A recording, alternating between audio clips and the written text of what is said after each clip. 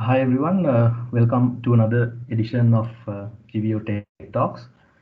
This will most probably be the last Tech Talk session we will have online before we go back to office for the new normal.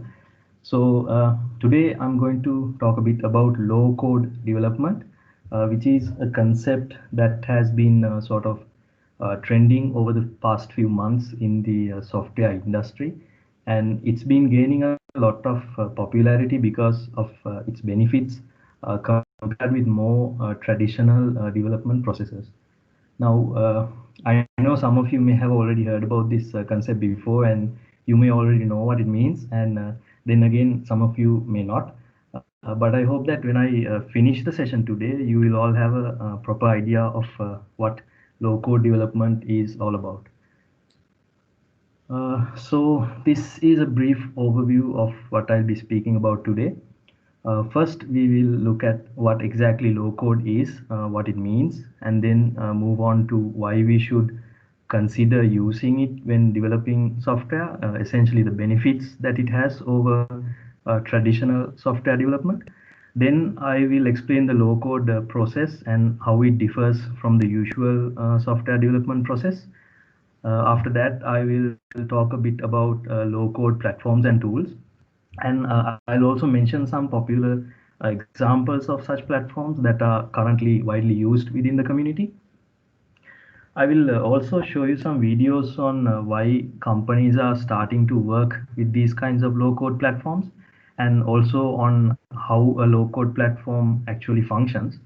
And then I'll mention why people might not want to adopt a low-code development strategy, because it means essentially it's the limitations that it has. Because I believe that if you are considering a change of process or strategy, you should look at the bad things as well as the good things.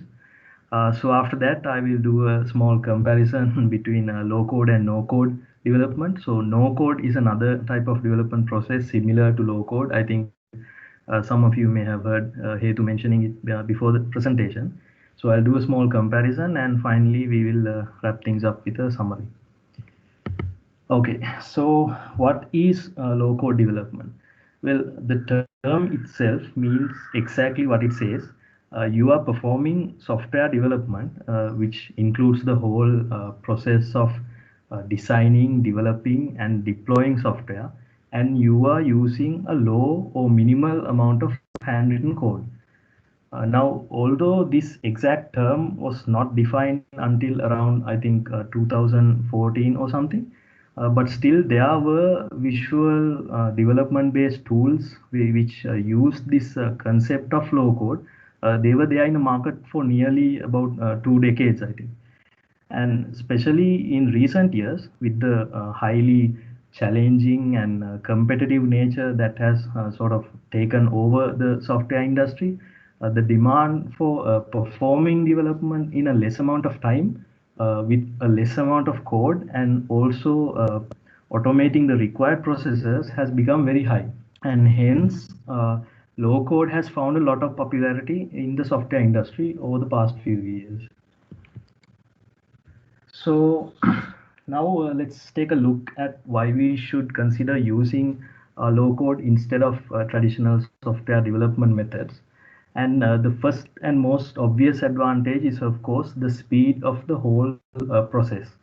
So, in a practical sense, what you are doing is not writing thousands of lines of code by hand, but rather you are using sort of pre-written visual modules of code, and you are sort of merging them together into some complex workflows. So this will help you to reduce your development time a lot. And in the end, you would be able to create new applications in hours and days rather than weeks and months, which is the usual way. And not just the development time, but also deploying applications would also become faster, and that will save you a lot of time, money, and a lot of manual labor. And the other thing is agility. Now, what we mean by agility is the ability to respond to changes properly. And of course, if you consider that your development speed is fast, then that automatically means that your response time to changes for requirements will also be pretty fast. And third is that the low code process is relatively easy to use and follow. So, I mean, pretty much anyone with a basic knowledge of software development could be a part of this whole development process. And you wouldn't need to sort of rely on highly technically skilled people to do the actual development. So, from a company's perspective, this would sort of expand your options because you would be able to hire people with different skill sets from different backgrounds, and they would be able to perform a multitude of tasks within the same process because it's very easy to handle. And this in turn translates into my fourth point, which is productivity. So if you think about it, if you are developing your software faster and you are able to respond to changes in requirements faster, and if your process is easy to follow such that you can assemble a team quite easily, then obviously your productivity is going to increase. And finally, the last point is that low code helps you to overcome shadow IT. Now, some of you may have heard this term before, shadow IT.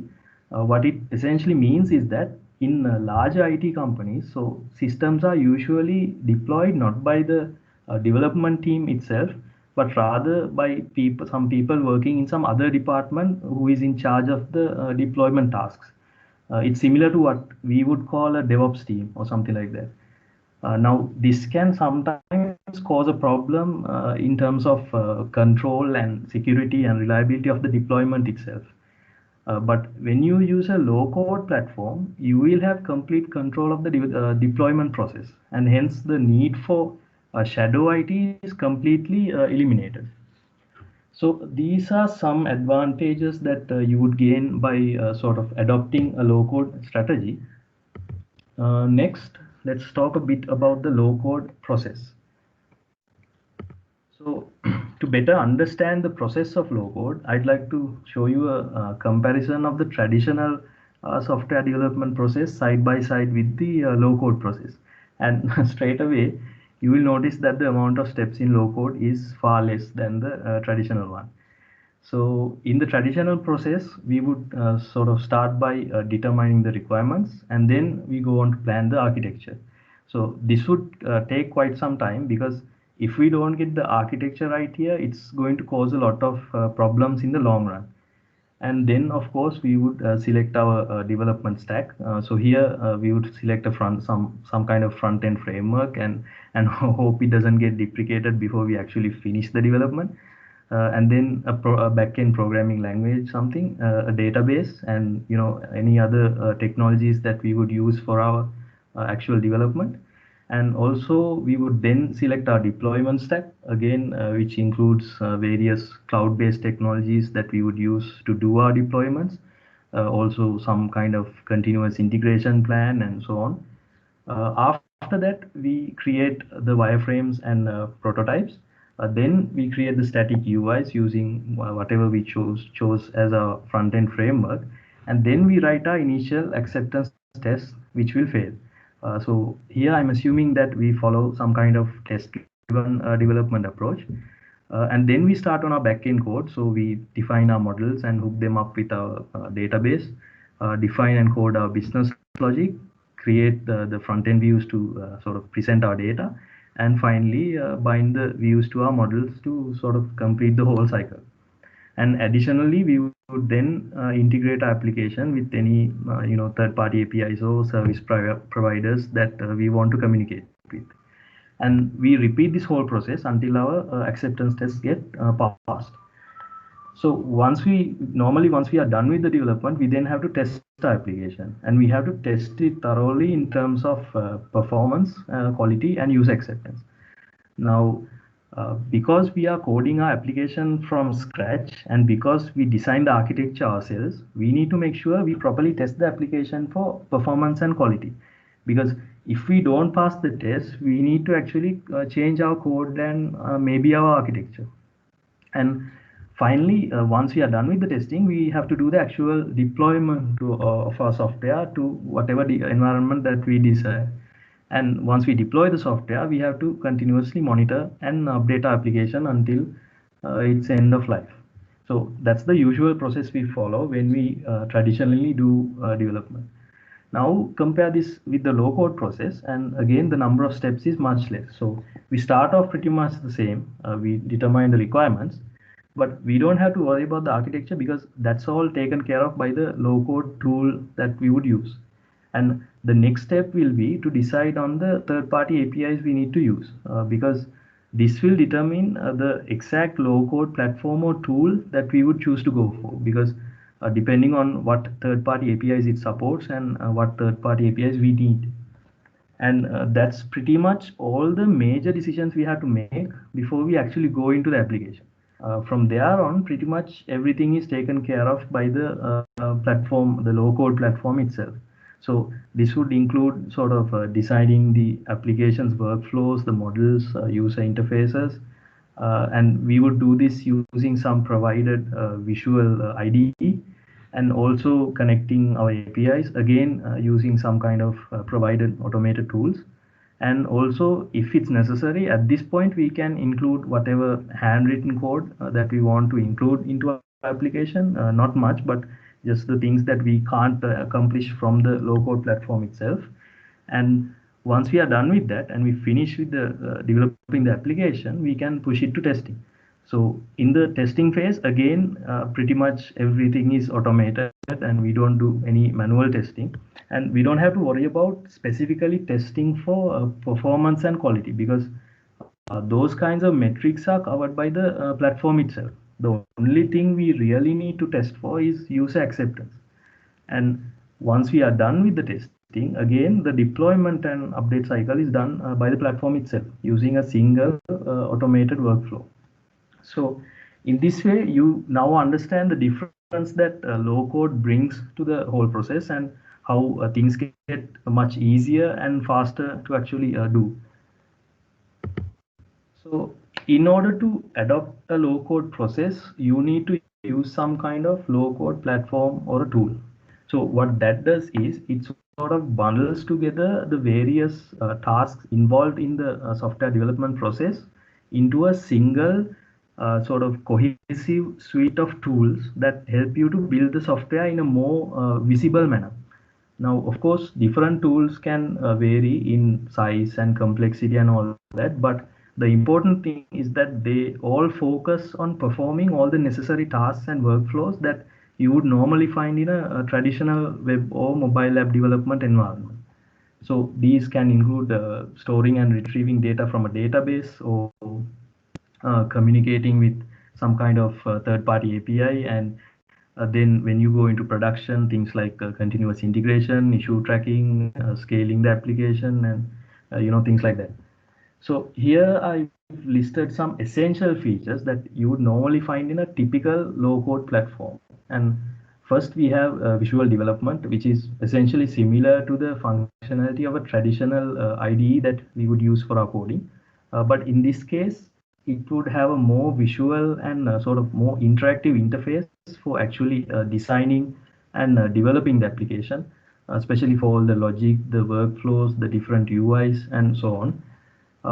Also, here the low code part actually comes into play, because you can add a certain amount of handwritten code to the application, although most of the time, most of the functionality will already be provided by the tool itself. And the next thing is reusable components. Now, this is an essential part of low code, where you would write sort of snippets of code and you would then save them for reusing later in some other area of your application. Now, to be fair, this is similar to what we already do in traditional web development. So where we normally we use reusable components in both the front end and the back end code. But here it would be performed to a much larger scale than that. And the tool itself will handle all the reusability. And the entire application would be built using these reusable components to help ensure that the code is consistent throughout. And the third important feature is automated resource integration. What this means is that the low code platform should provide you with the capability of sort of seamlessly integrating your application with a variety of necessary resources that you need. And you should be able to do that by writing a minimal amount of code in the application itself. So these kinds of resources can include things like your database or your cloud servers or things like that. And finally, full life cycle management. Now, I'm sure most of you who have worked in a software project for quite some time, you have most probably you have experienced many headaches when you deploy a new application to a new environment. So most of the time, we get a lot of issues after deployment, and it takes a considerable amount of time to actually stabilize the application in the new environment. But with low-code platforms, that entire process of building, debugging, and deploying, and also maintaining the application is handled through the use of various automated tools. So when you do a release to either staging or production or whatever, you won't have to worry as much that there will be any issues coming out of the deployment. So yeah, these are some of the essential features that you would normally find in a low-code platform or a tool. And yeah, these are some of the most popular low-code platforms used by literally millions of people around the world. I'm sure some of these names might be familiar to some of you. You might have heard of products like Salesforce and Appian and all that. So there's also a product by Microsoft called Power Apps. Again, you might have heard of this. And also another offering by Google called Google App Maker. Google App Maker is actually it's obsolete. It's going to be obsolete. Google has announced that it will be stopped by next year. The reason for that is Google has acquired another product called AppSheet, which is actually a no-code development platform. And it seems that Google is sort of leaning more towards no-code rather than low-code. So again, I will talk more about no-code later on in the presentation. But yeah, these are some of the more popular choices when it comes to low code. And out of these, Appian and Mendix are by far the most popular currently. Especially Mendix has gained a lot of popularity during the past few months, and a lot of companies have actually started using it. Okay, so that's that. And now let's move on to a couple of videos. So the first video is from Appian, and it describes why companies are moving towards low-code platforms for software development. So yeah, let's have a look at that now. The way we work is rapidly changing. Companies need software to deliver faster and offer flexibility to evolve and pivot. To do that, the entire workforce, people, bots, and AI, must be able to work together in one seamless workflow. We're making that possible.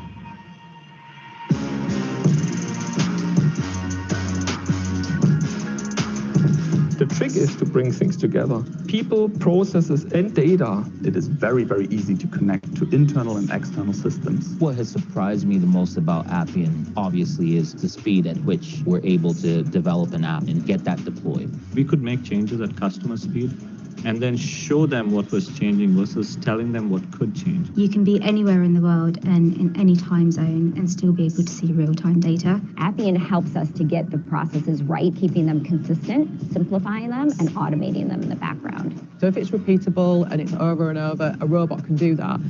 A person, I want my people to be talking to our customers. Unite your workforce and automate your business, all in one place.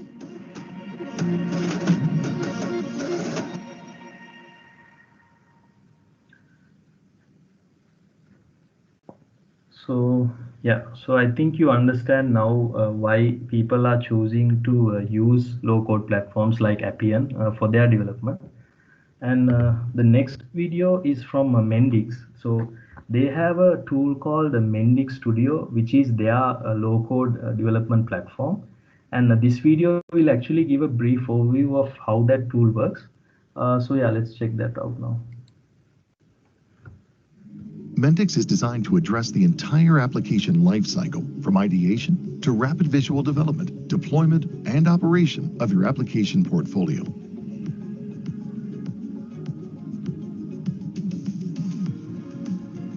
Start your journey in the developer portal by using one of our existing applications or templates and invite your stakeholders to join so they can collaborate with you throughout your development process. With Mendix, you don't have to worry about external tools, spreadsheets, Post-its, or emails to manage your requirements. Everything is captured directly in the developer portal as user stories or pulled straight from your existing project management tools using our Stories API. Once in place, assemble your backlog and sprint plan and get started making. Application requirements are tracked and traced across the entire development lifecycle, which includes built-in feedback management to ensure all stakeholders are kept fully up to date with bugs, issues, and change requests.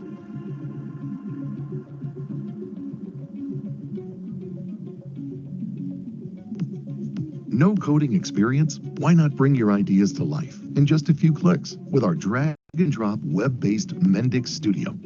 If you're an experienced developer, start with Studio Pro for complete flexibility and control. Whether you code a lot, a little, or not at all, we make it easy to get started. Our integrated development environments allow your teams to work collaboratively to jointly build data models, complex logic, business processes, and workflows. We've even trained an AI assistant using millions of application models to guide you with 90% accuracy on next best actions, reducing errors and accelerating learning.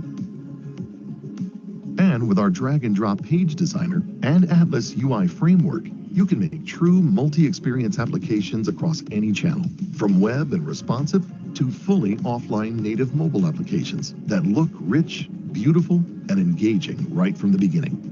Accelerate your development even further with the Mendix App Store, which comes loaded with hundreds of integrations to external systems and services you can use inside your application with just a few clicks. Can't find what you need? Create your own components, widgets, templates, and design building blocks, and then share them instantly for reuse across your organization via your private or our public App Store, which means there are literally no boundaries to consume your existing IT landscape or external services. Raise the bar on quality with automated consistency checking to help non-technical domain experts build high-quality applications, live debugger to step through logic and interrogate data and variables, and version control for branch lining and release management to CI/CD pipelines, and automated functional testing.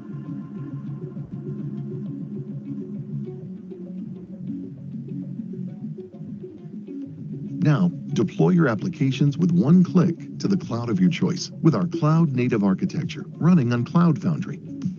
Alternatively, deploy to our highly scalable Mendix public cloud, which runs on AWS in multiple regions and availability zones, or to your private cloud or on-premises infrastructure for complete flexibility and peace of mind. Leverage the built-in DevOps tooling and CI/CD pipeline, or integrate directly with your own tool chain via the platform APIs to rapidly iterate, release, deploy, and test your applications.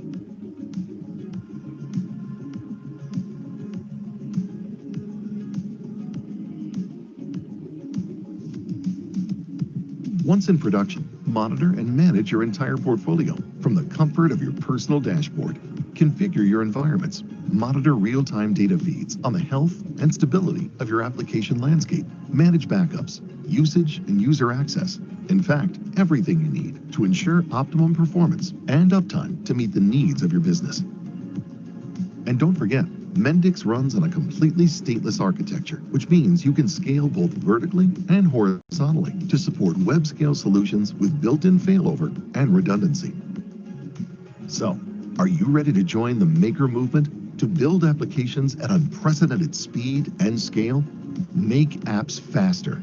Make apps better. Make apps with more agility than ever before. Make more with Mendix. Go make it.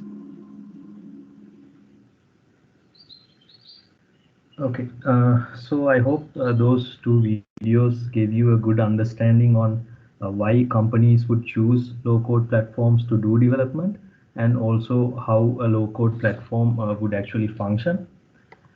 So next, let's take a look at why you would not want to move to a low-code process and some limitations that it has. So first, the most common complaint against a low-code is the lack of customization it allows. Of course, this would mostly depend on the actual platform or tool that you are using. But most of the time that tool will only contain a specific set of modules and components to choose from, which would sometimes limit you in your application's functionality. So for example, now there might be a case where you would want to make a small change to your application logic to sort of cater some changing business requirement. But in a low code platform, you might not be able to do that sometimes. Or sometimes it might be that the cost of integrating that custom code might be much more than building a completely customized solution from scratch. So what this means is sometimes you might have to modify your business processes to meet the capabilities of the platform that you are using. So that's one limitation. And another limitation comes when you want to do some kind of integration in your application with some kind of third-party tool or service provider or something. So we know that in the current software engineering landscape, an average enterprise app almost always uses a lot of such integrations. And if you are using a low-code platform to develop such an application, then you are guaranteed to run into some kind of integration issue at some point of the process. So this becomes more of an issue when you are dealing with things like legacy systems where certain tools can be outdated. And then again, some customers might not even be happy to trade off things like custom integrations for things like speed of development, because most of the time things like custom integrations might be the critical selling point for the entire product. So that becomes another limitation. And the third thing is that low code is mostly platform and tool dependent, meaning that most of the available low code platforms tend to limit you to their own offerings and products. So as a result, sometimes it will be much harder to find people who can actually work with such niche technologies and platforms. And sometimes when you start using a platform for development, you might have to train new people to work on it, which in some cases might involve a sort of a steep learning curve and higher cost of labor. But again, this would depend largely on the tool you use, because obviously some tools can be easier to understand than others, and some tools will be more dynamic than others. And also in terms of reliability, so when you are working with your own custom code, you know that you can heavily rely on it because you are the one who's writing it and you know it inside out. But when you work with a low code development platform, you are taking on a certain risk because you don't know the inner workings of the platform. You don't have complete control of the system. So in terms of reliability, that can be a problem sometimes. And of course, the other most important aspect of a system that can suffer when you don't have complete control is, of course, security. So using low-code platforms can possibly open the door to potential security breaches. And when it does happen, sometimes you might not even know in which area your application is vulnerable. So these are some of the negatives, so the limitations of adopting a low-code platform or a process. So now let's take a look at a comparison between low code and no code development. Now I'm not going to talk a lot about no code in detail because obviously that is another topic altogether, but just to elaborate again, similar to low code, just as the term suggests, no code development means exactly that. You are developing software without writing any code at all. So how is this different from low code? Well, no code is actually low code taken to the next level, where you don't need to involve yourself in the inner workings or the logic of a system at all, but rather you are piecing things together and you're creating an application or product simply by using a creative set of tools and graphical UIs. Now, the real selling point of no code is that you don't need any programming knowledge whatsoever. Literally, anyone can create sustainable enterprise level business applications if they just know how to operate the right tools. So what this means is a company that adopts such a strategy can hire people from a sort of a broader skill spectrum in order to carry out the software development process. And they won't be limited to people who have a specific skill set or a knowledge in a certain programming language or something like that. And of course, but higher level decisions on projects and their architecture, that would still require proper technical knowledge. But for the groundwork, such required technical knowledge would be absolutely minimal.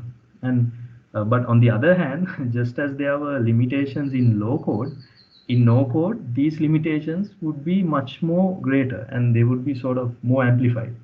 So in the end, whether or not to go for it would again be a decision that heavily relies on several cost factors. So yeah, so that's a bit about low code compared to no code. So to sum things up, I think the most important thing to take away from all of this is that low code development will make the process faster, but you have to know when you actually need it. So to briefly recap, the popularity of low code platforms keeps growing day by day. There's no question about that, because more and more people and companies are moving towards this concept of developing software with a less amount of code. And although there is a concern in adopting low code strategies, mainly because of complex business requirements, and there's also a fear that someday human coders will get replaced by such platforms, but still the statistical data shows that most of the time people are willing to sort of compromise on tedious manual coding overhead to gain faster times in product development to market. So the results show that, the data shows that. So I guess the bottom line is that so if someone decides to go for a low code development strategy to build their application, so they should find a platform that best suits their needs. So one which is preferably built by a solid company, and which is regularly improved and updated with various modern technological concepts. So these days we hear a lot of talk about AI, machine learning, big data, blockchain, and things like that. So if we are using a tool, it has to be updated with those capabilities as well, because we obviously have to look to the future. And also it has to have the ability to properly integrate with third-party tools. So that's very important. And so taking all these into account, if you make the right choice, so who knows, you might end up gaining rather than losing. So yeah, that's pretty much what I wanted to talk about today. I hope you all got an idea of what the concept of low code development actually means. Yeah, once again, thank you all for taking the time to participate in today's Tech Talk. And if you have any questions, I will try my best to provide answers.